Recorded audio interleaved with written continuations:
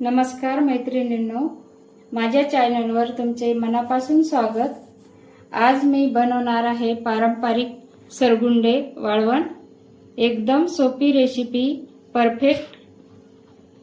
ओलवलेल्या गव्हाचं हे पीठ दळून आणलेलं आहे। शेवळ्यासाठी आणतो तेच प्रकार आहे, फक्त याचे सरगुंडे बनवून दाखवणार आहे। अशी पातळ कणिक मळून घेतलेली आहे सरगुंड्यासाठी।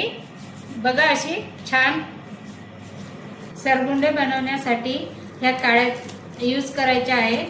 ह्या ज्वारीच्या धांड्यापासून बनवलेल्या काड्या आहेत, म्हणजे शेंड्यावरचे हे असे धांड्याच्या हे बारीक बारीक काड्या घेतलेल्या आहे। स्वच्छ धुवून घेतलेल्या आहे, खूप वर्षाच्या आहे। याला तूप लावलं।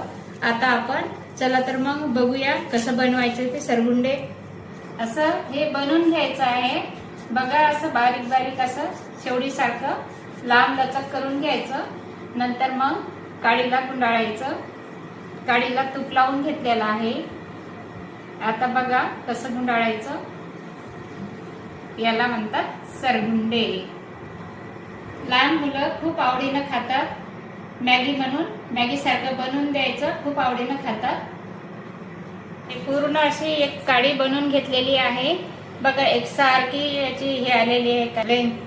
हे बघा, एवढ्या बनवून झालेल्या आहेत। अशा सर्व बनवून घ्यायच्या आहेत। त्यांच्या हवेत सुकवल्या, आता ही सुकलेल्या अशा ओढून अशा काढायच्या आहेत। नंतर उन्हामध्ये वाळवायच्या।